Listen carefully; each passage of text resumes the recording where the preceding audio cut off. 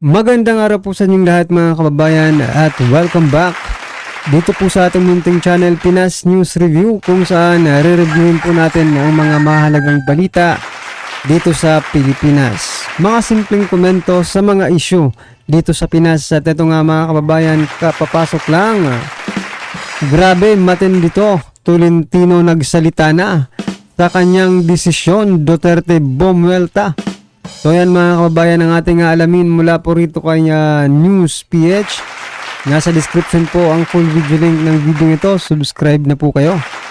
At kung bago ka pa lang at dito po nakapag-subscribe sa ating munting channel, please don't forget to subscribe.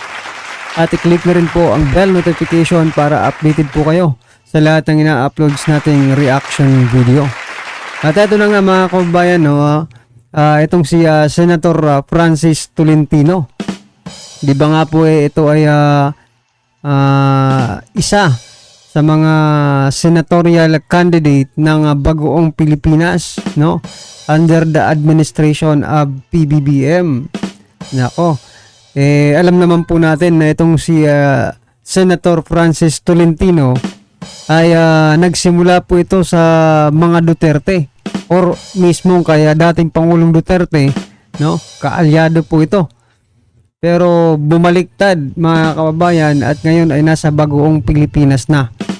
So ito mga karibin natin, sama-sama at sabay-sabay po natin pakinggan na panoorin at bigyan ng komento ang video ito. Eto na po. Francis, Tol, sama ng loob namin sa'yo, Tol. Hindi ka mananalo, Tol. Kundi dahil kay Duterte, Tol. Tayo, mag-election na. Dapat iboto natin yung pamilyang ang naitatak sa atin yung pamumuno, hindi pagnanakaw.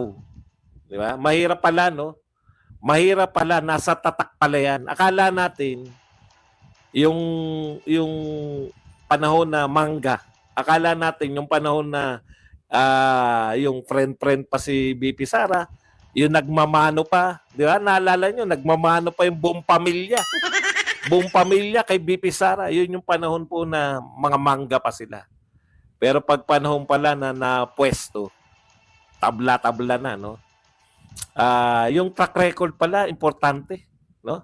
Hindi lang po track record sa sarili. Pati track record pala ng pamilya, no? Kung titignan pala natin sa politika, parang track record po yan ng isang coach.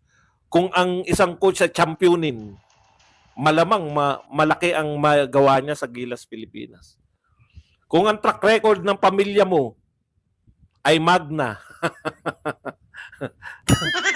tayong mga Pilipino, ano rin, no? Mapagtawari, anong tawag doon? Mapagpatawad. Madali tayong makalimot, eh. Yeah, madali tayong makalimot. Yan yung tatak ng pamilya na yan, tapos mag-expect ka na yun lang. Pero kung ang tatak ng pamilya ay purong paglilingkod, pagmamahal sa Pilipinas, makatitiyakan na yung mga anak din, ganun din, no? Kasi ganun sila pinalaki. Bakit hindi natin naisip? Bakit hindi natin naisip yun, no? May maraming kasabihan, no? Huli na ang lahat. Nasa huli ang pagsisisi pala. Okay. Wala po tayong pinaparatangan. Ang ibig ko sabihin, para nagkakatotoo kung saan nakilala yung pamilya. Kasi Duterte, paglilingkod. Yung mga anak, paglilingkod. Sara Duterte, Baste Duterte, no? Hindi natin may papaliwanag. Pwede pala yun. Akala ko kasi lahat pwede yung pwede yung diyan na nga nakilala yung pamilya ko, dapat hindi ko gawin yan, di ba? Kala ko ganun eh. Hindi pala.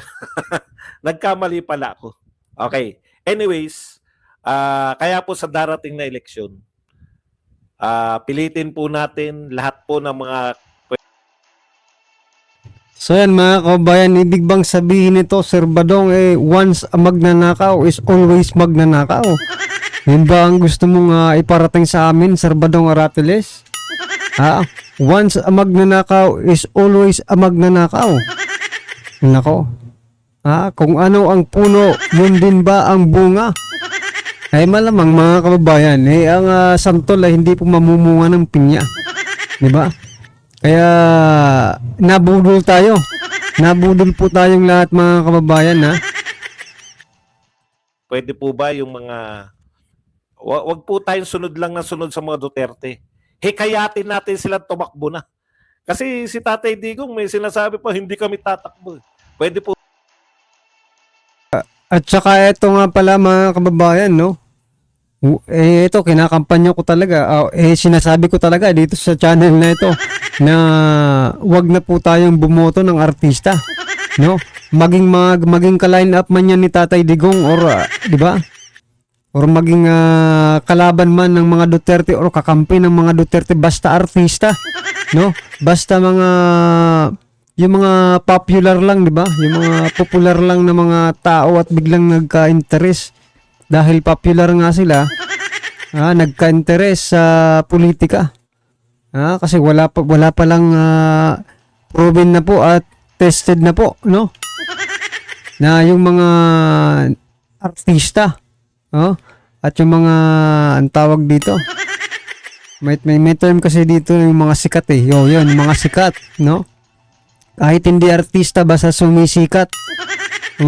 Wag mo na po nating iboto ang mga yan. Diretso na po yan sa inodoro. po ba Tatay Digong ngayon ka lang namin medyo kukontrahin? Tama na po yan, no? Tama na po yan. Pangatawanan nyo na po yung sinabi ng aming Vice President. Tumakbo po kayo, Dutertres. No? Run, Dutertres, run. Ngayon 2025. Kumbaga, palit coach naman. Baka may mangyari sa Gilas Pilipinas, no? Gawin po nating halimbawa yung Gilas Pilipinas na unti-untiin po natin. Nasa nagdadala yan. Kung ang coach walang plano, kung ang coach ay panay forma, katulad ni Chot Reyes, panay ang forma ng mga designers clothes, ang isusuot kada laban, iba-ibang designer clothes. Yun po ang pinagkakaabalahan niya, hindi po yung plano para sa team. Pwede po ba? Yung mga totoong naglilingkod na pamilya, yun naman yung iboto natin. Huwag na po tayo magpadala.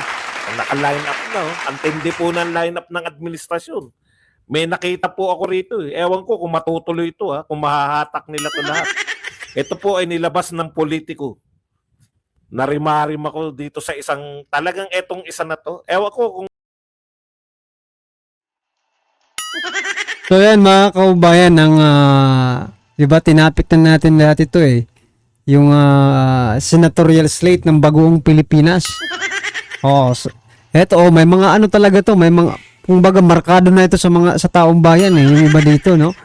Like for example, itong si Senator Bong Revilla, Pia Cayetano, mga re-electionist mga kaubayan, Lito Lapid, diba? May mga lamat na ito eh. Tol Tolentino, Amy Marcos, Tito Sen, Lacson, Pasi Pacquiao, Abalos, Erwin Tulfo at sino ba ito? Villar, okay? Yan po sila. Pinapakilala natin sa inyo at kulang pa po yan ng isa. Inaantay pa nila. Ewan ko kung sinong kukunin nilang i-import nila, mga kababayan. kung matutuloy ito Pero kung matuloy ito, talagang isusumpa ko to. Kasi hindi mananalo to eh. Tol, hindi ka mananalo, Tol. Alam mo ba yun, Tol? Hindi ka mananalo. No? Talagang direkta namin sasabihin sa iyo, hindi ka mananalo, Tol, kung hindi dahil kay Tatay Digong. Puta, naka-line up na rito sa nilabas po ng politiko. Sana hindi totoo to. Kasi kung totoo to, kung hindi to totoo, dapat ireklamo ng mga narito. Di ba? Kaso, dehin bokik sila. Mukhang totoo to eh. Nasa na ba yun? Sa may politiko. Nilabas nila yung lineup na so far. Ito ang posibleng tumakbo. Under. Ang lakas nga. Pero wag po tayong padala sa lakas. Dapat to, kung ito ang mga tatakbo, kahit gaano kalakas itong mga to, ibasura natin to lahat. Kasi hindi natin mapagtitiwalaan tong malalakas lang. Okay, sino ba mga narito? Nasaan na ba yun? Alam mo, buwisit 'to, buwisit 'tong pulitiko na 'to kung kailan ko sila kailangan yung pinost nila, hindi ko kasi natantusan, eh. Pasensya na kayo. Naku, dire-diretso ang away 'no? Dire-diretso ang away ni Binay at saka ni Cayetano, eh, hanggang So yan mga kababayan, ano sa palagay nyo ha? Kayo ba isang-ayon sa sinasabi ni Sir Badong Arateles? Kasi ako sang-ayon din ako eh. Sang-ayon po ako na itong si Senator Tol, Francis Tol ay wala.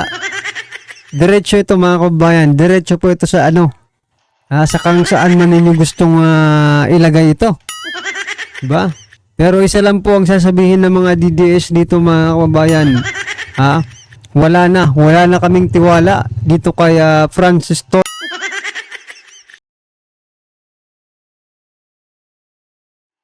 Yan PRRD. Sumakay lang ito kay PRRD. Tawag dito manggagamit nga, mangga, 'di ba?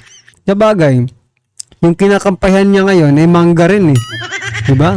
Kaya alangan namang yung mangga ay mamunga ng mais. Hindi po. Kung mangga po yung leader nila, malamang mga mangga po ito. Ibig sabihin mga kababayan, parang nagbubulahan lang ang mga line-up na ito. Kasi puro sila manggagamit After election, for example, manalo ang mga ito, wala rin. Wala tayong mapapalang taong bayan. Kasi, ginamit lang Manggagamit lang sila Ibig sabihin, meron silang interest. Maliban sa pagtulong. Ewan ko kung tutulong sa taong bayan ng mga ito. May mga personal interest ang mga ito. Kaya kung saan ang kwarta, doon po sila, no? Doon po sila nagbabaka sakali. Hindi po nila iniisip, no? Yung taong bayan sana ang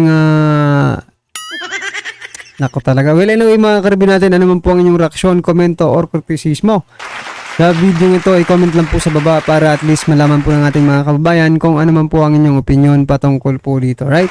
Maraming salamat po.